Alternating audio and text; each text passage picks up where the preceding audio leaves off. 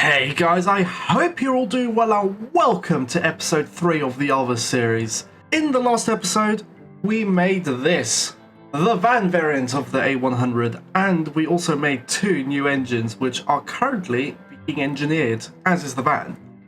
So, what is the plan?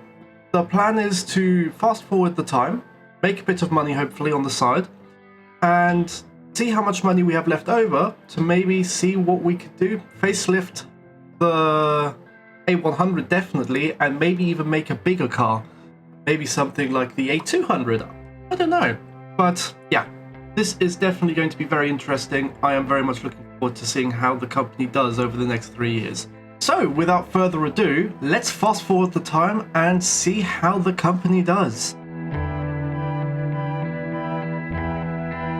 And so the first year has passed of the 3 years that we will be fast forwarding, and we have made a lot of money. I am extremely happy, and all in all, I think we have a really good base to work from here. So what we're going to do now is we're going to do a little bit of marketing, and we're going to do some research, because that is very important. We want people to know about our vehicle, and we want to be able to make good vehicles. So yeah, let's start off with the research. And this is what we're going to do. So, we are going to be spending almost 2 million in total R&D, but we will be making huge leaps, as far as I'm concerned right now, into the future to be able to produce better cars. So, yeah, we don't really mind having the engine archetype being at 0, or the bottom end, or the top end. But if we can get turbos a bit sooner, which this will give us 2 years in advance, we can make turbo engines sooner. And yeah, I mean, bodies are always useful, because I do really like having bodies early so that we can produce cars when the body is theoretically coming out. But yeah, the rest of it is just in order to be able to make a really good car in the future. So this is going to be a very much an investment, but I think it'll pay off. And as far as marketing is concerned, I am not entirely sure what I want to do here. We already have pretty decent awareness, and it is going up year on year. So we're just going to work on making our company be known as much as possible. And so this looks like it'll be what we're going to be working with. We managed to get really good change per year, which will mean that we'll be boosting sales a lot as time progresses. And yeah, Kazmir is the biggest country anyway, so this is very good that we've managed to get this much awareness change per year for just 334,000 per month, which, yeah, I'm very happy with that. As for Helvetia, we're able to boost some drivability, fuel economy, and reliability, and boost some other things, and we're able to get even more change per year in Helvetia, which is amazing, because this is our home country. We already have a 10% recognition here, so this is incredible. And as for Frowenia, it's very much the same ordeal, although we've managed to get even more out of the recognition compared to the other 2 countries, because we reduced the weight slider a little bit, which was costing us a lot of money in this country. So yeah, this is perfect. We're going to be able to we're spending just about 1 million a month, but we will be selling a lot more cars because of it in the future. So this is very much an investment for the future, which I reckon in about 10 years time this will make a huge difference.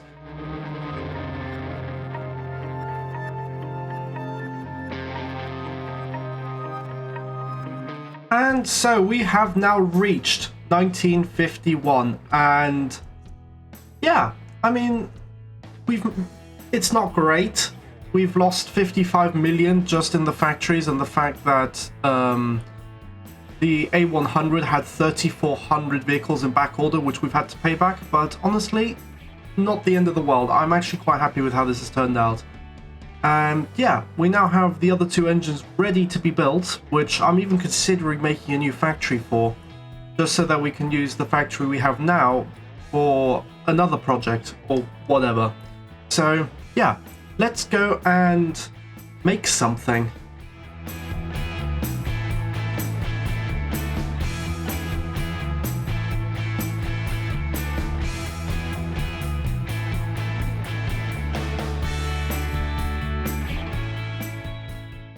And we are going to make this. It's an upgraded variant of the A100. So this is going to be more of a sort of a mid-range, sort of high-range sort of vehicle. Now, because the A100 is a very basic vehicle, we want this to be a bit more opulent, a bit more comfortable to be in. So that's exactly what we're going to do. And yeah, 35 horsepower may not be much for this, but I think we can make it work. And we're also going to keep the rear-engined theme that we've got going on so far. I think that would be quite nice to have in this vehicle. And so we have now thrown the 35 horsepower E variant of the engine into this car, just because I want to see what sort of speeds we're working with here. I'm assuming it's going to be, once again, it's going to be heavy. It may only be 2.3 or 2.2 meters long, but it's going to be heavy. So yeah, we're going to use an open differential because it's just cheap, hard long life tires, and we're still stuck with cross-ply. So as for the brakes, we're going to use 2 LS. We could do, I'm going to see if the single drums are okay. If not, we will go with the 2 LS drums. Yeah, no under tray, just simple vehicle. I don't know whether I should go premium though. I'll go premium for the time being in a standard AM radio, and if I think the standard interior would do better, I'll use a standard interior. We're going to do a manual rack and pinion steering, and it's light. Yes, it's light. It's only 744 kilos. That's amazing. That's exactly what I wanted to see. So it's going to take a lot of tuning because this steering curve is ridiculous. It's just going to kill everybody. But yeah, no, this is perfect. I am very happy with this. This is going to work perfectly for our company. So yeah, let me work my magic on this. I'm very excited.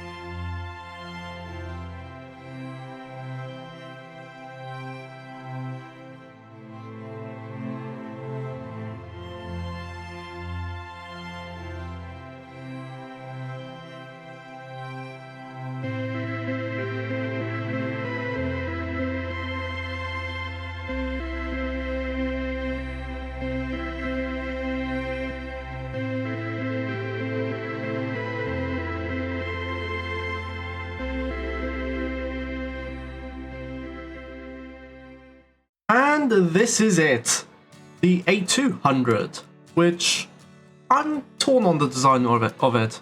I know I'm in control and everything, but I wanted to keep the smile in from the first car, but make it look a bit more businessy, a bit more classy. And yeah, I think I've managed it. I think it looks alright. I mean, I don't think this color really does it very well. I might change it.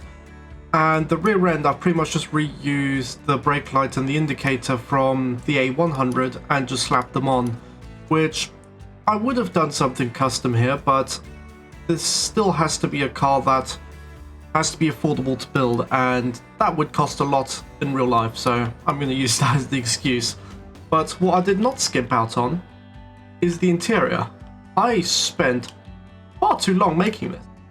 And when I say far too long, I pretty much, like, over half the fixtures are interior fixtures. All of this is custom made, apart from like the steering wheel and the radio controls and all that kind of stuff. So yeah, probably, yeah, I mean, I like it, don't get me wrong, it's a really nice interior, but I've just realized I've forgotten a couple things which I'll add. But yeah, I think all in all, it's a good vehicle. And with the interior handles and window winders now in place, I think we can call this car finished. And I'm currently still debating whether I put the 45 horsepower engine into this car, because I have tested it and it sells well, it's projected to sell really badly in comparison to this one. So when I do both of them, so right now I'm selling about 3,100 cars. If I do it with the 1.2, so the 45 horsepower engine, this plummets down to 2,000 and the other one goes up to 3,000. So I don't think it makes much sense right now. So I'm just going to stick with this. And what I'm actually going to do is I'm going to make an estate variant. So just big boot kind of thing. I know there's an engine in the back of it, but we can dream. But yeah, I think this has worked out all right. And yeah, let me just quickly make the estate variant and then everything will be sorted. And this is it. And I love it. I think it looks even better. I think it looks better than the base model. I genuinely really like the shape. I don't know what it is about it. I think it's because these tail lights sort of fit in a lot better. But this car just feels so much more grandiose now, suddenly, now that we've made it a bit bigger. But yeah, I think this is going to do amazingly. The sales forecasts are also showing really promising numbers here. So if this is anything to go by, we have a really good car on our hands here. And if this does well, I'm thinking maybe we do an all-wheel drive model, or we do a coupe. Something a bit more sporty with the sporty engine, because currently I'm using the base 35 horsepower variant. And maybe, just maybe, I'm already considering making new engines which are more powerful, say 50 to 60 horsepower for our base cars, and have this be for our tiny cars, just so this engine lives on a bit longer. But yeah, all in all, very, very happy with how this has turned out. The car is really good in terms of statistics. Yeah, I think this is the thing we're going to sell. And here we are. Now I've got to try and figure out how I would like to do this. So we already have a pretty lengthy engineering time, which isn't great. If we can target, say, 48 months, that gives the A100 enough time to make us money in order to be able to fund this entire project. Maybe we could even add a factory or two. So we would need a new engine factory, because this is going to sell a lot of vehicles. So, well, definitely a bigger engine factory. And we need a whole new factory for this. So that will cost in the range of about 500 million, which I think we could just about do. I mean, if the forecasts are to go by at all, the other vehicle would be making about 1 billion in 5 years-ish. So yeah, that's sort of what I'm going to go based off of here. Do about 48 months. If it ends up being 60, then that's not a problem. I'm happy releasing this car towards the tail end of the 50s. And yeah, things are looking on the up. And yeah, so it is going to be a 5-year-long engineering time, which I'm perfectly alright with. I've managed to keep the engineering costs down. I haven't added too much to the production units, and all the rest of it is just green. So we're paying about £400 less for each vehicle produced. The reliability is shot up a lot, which is going to make this car very desirable, and we're going to learn quite a bit about this car while we make it. So yeah, I think this is alright. I'm very happy with this. And now the engine. Great. We can't actually build a new factory, while in this screen at least, until we facelift these engines, and I have just done that, and I refuse to facelift them again because there is no point. So I'm going to just exit out of this, and then when it comes to making the factories, we'll just have to do that separately, and hopefully it won't cost too much. But yeah, or we can upgrade that factory. I would very happily upgrade that factory so that we can eventually rule out the base model engine and put in the new engine. But that would then have to line up somehow with the engine, with the engineering times, and yeah, it makes things very difficult. So yeah, we're gonna have to make a new factory because, well, we need to. If we want to make more cars, then yeah, so if we want to make more than just this model of car, then it'll be difficult with just one factory. So medium 3 factory, which will give us 4,700 cars. How much does this give us? 3,500. I'm actually happy doing that. It's already a 200 million factory. Oh, this is expensive. Oh, this is expensive. Alright. Lower the max shifts down, increase the minimums, and reduce worker wages a bit. Oh, this is a very big risk. If this goes wrong, it might not. It's gonna bring us a lot of money in, but it costs 300 million to make. So this is going to be a project and a half. Alright, to make this factory not as expensive, I've had to reduce automation and tooling quality just a little bit, but we can always refresh it and update it to make it better in the future, so it's okay, it's not the end of the world. We still got a massive profit margin, so I'm happy. Yeah, this is going to be one hell of a risk. And it's a risk that will heavily pay off. I don't remember the last time I have played a campaign series, and by the time I've made the second car, I was seeing figures anything as astronomical as this. I mean, this is just insane. I mean, we do have massive profit margins, which is to be expected, and the demographic I am trying to squeeze myself into is sort of in that price range, maybe a little bit higher, in fact. So yeah, this is just ridiculous. That is a lot of money. I mean, we are making a lot of cars, so that also plays into this graph very nicely. But yeah, this is incredible. So let's see how much this entire thing costs before the engine factory. 321 million. Do we accept a loan? Because at this point, I am not entirely sure whether we can actually do this. Because with the engine factory needing an upgrade, a very big one, and this car coming in, that's going to be about 500 million, and this car hasn't been built yet. So if it would be built, I'd be more than happy if it was actually bringing in the money that it says. But yeah, this is a lot of money.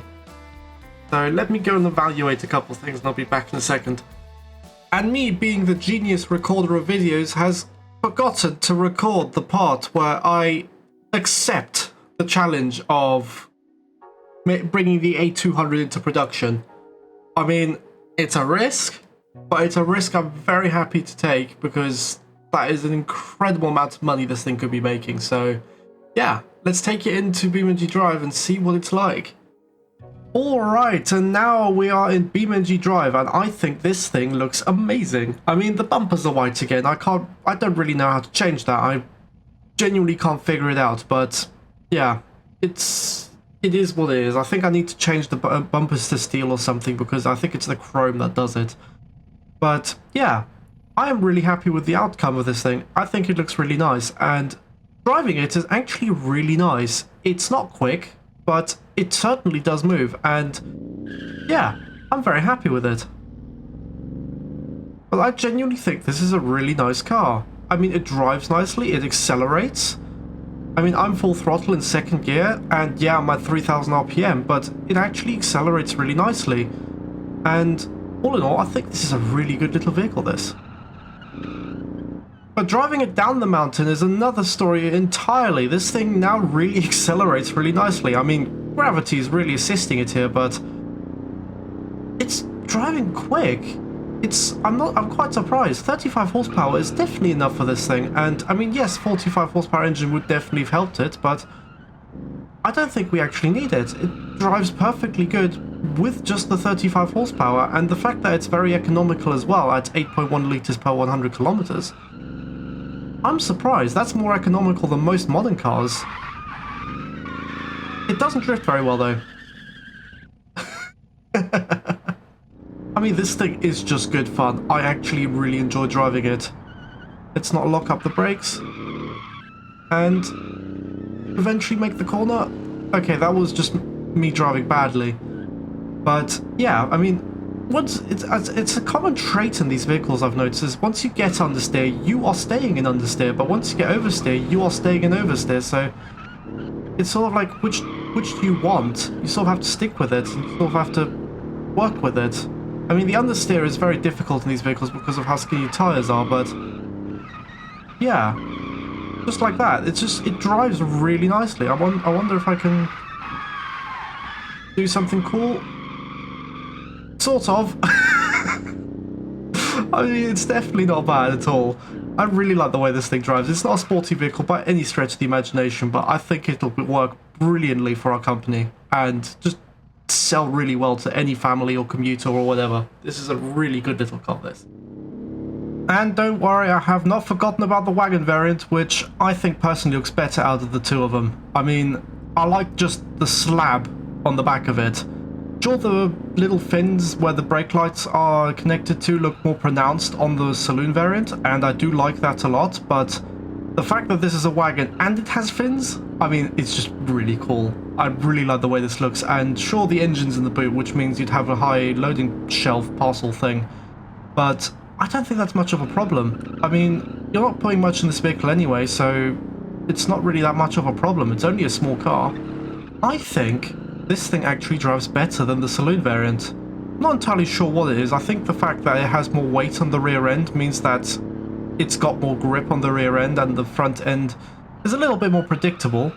But yeah, I think this drives better. I'm genuinely loving this thing. I would buy this if I could. Alright, and to end out the episode, we are going to do another lap of the island loop, and I really want to crack the 2-minute barrier with this thing, but the fact that it weighs more might be a problem, but I think with this car we have a proper chance of doing it. Alright, into first gear, and launch! And we don't get the best of launches. We bogged down quite hard actually. The engine lost pretty much all of its momentum, but due to the long gearing, that's made up for by tremendous acceleration, which you wouldn't expect from a long-geared car, but this thing actually does accelerate better than I thought. It accelerates better than the van, which has really short gearing.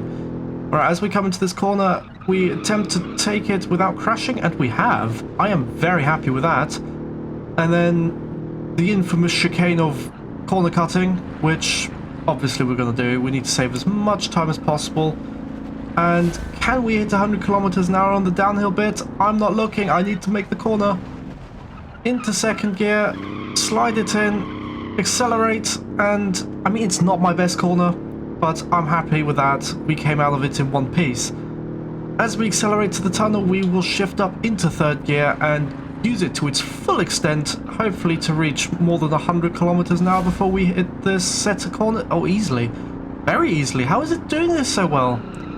And brake, because last time we had an accident, the PC is having an absolute whale of a time over here. Attempt to not crash like we did with the van, and this is incredibly easy to drive. I am amazed. It just does what you want it to. So yeah, into third gear. I'm sorry, I'm amazed. Attempt to hit 100 kilometers an hour. We did not. We hit 99. And brake, because we always seem to go wide in this corner.